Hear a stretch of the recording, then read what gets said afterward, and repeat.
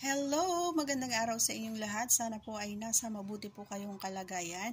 Ako nga po pala si Baby Hunter 16 at sa mga bago pa lamang po sa ating channel, please don't forget to subscribe and click our tiny notification bell para ma-update po kayo pag meron pa tayong mga new upload videos. Disclaimer din mga idol, ang video ito ay para lamang po sa may bukas ang kaisipan at may malawak na pang-unawa. Kaya kung ikaw ay wala po nito, maaari na lamang pong mag-skip at mamili ng mga videos na nararapat po para sa inyo. So, okay, sabi ni Idol, yan, so, katanungan ito ni Idol, sabi niya, Idol Baby Hunter, sabi niya, nakaugalian mo din ba na kapag nararamdaman mo na nababasa yan si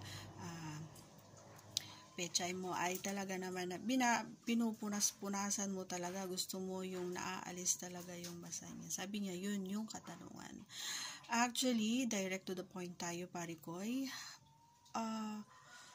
Hindi ko, depende kasi may mga time, Idol, may mga time talaga na hindi maiwasan, lalong-lalo na kapag kinain muna and then tsaka pinasok yung ni Parikoy, no? So, kapag ganun ang siste ay talaga naman na ang ginagawa ko, di ba, pagkatapos ng kainin, kapag katapos kainin, pinupunasan ko muna yan bago ipasok. Kasi nga, kapag hindi mo pinunasan, talaga naman na madali na mailabas madali mailabas ni Parikoy yung niya, parang mabilis na makaramdam siya ng, alam mo yon, ng sa katawan niya. So ang ginagawa ko is tsaka minsan hindi naman ganun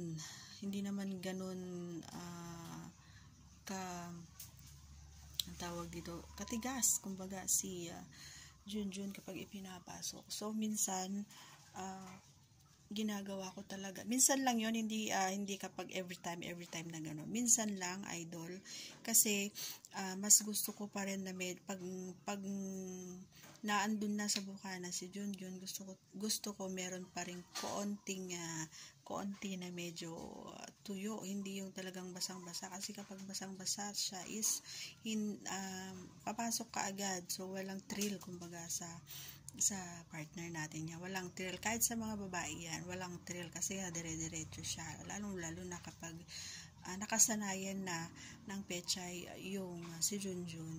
So,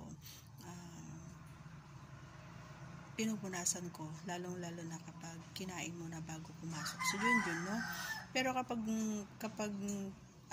yung naandun naman na si Junjun at syempre hindi mo maiiwasan na mababasa sa talaga, so hinahayaan ko na lang pag hindi niya kinain, kung hindi niya kinain. Pero pag kinain niya, pinupunasan ko muna yan kasi masyadong basa. Minsan, di ba, naiiwan talaga yung laway-laway, gano'n yung ng partner mo.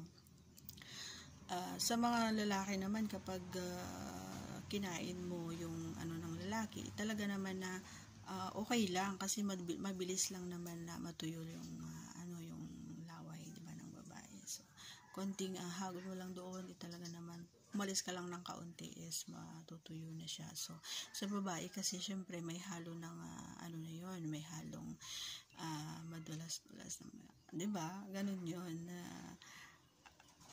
Hindi katulad ng mga lalaki na makikita mo na may lumalabas talaga kapag gusto na nilang magpalabas. Pero sa babae kasi mararamdaman lang namin yun na may lumabas na. Mararamdaman lang namin, hindi nyo makikita. Pero kapag tinikman nyo, syempre matitikpan nyo. Pero hindi ganun na katulad sa inyo na talaga naman na solid na makikita at malalasahan mo, diba? Alam mo na yun. Pero sa mga babaihan naman kasi hindi masyadong ganun, hindi masyadong mahalata. Lalo na kapag hindi naman ganun kadami yung lumalabas sa kanya. Okay? So, para sa akin, hindi maganda.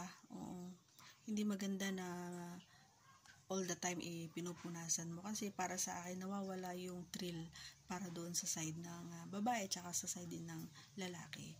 Yun lang, kasi pag pinasok dire-diretso kasi kapag basang-basa, diba? So, kaunti, medyo punasan mo. Pero hindi mo maiiwasan talaga na mababasa talaga siya.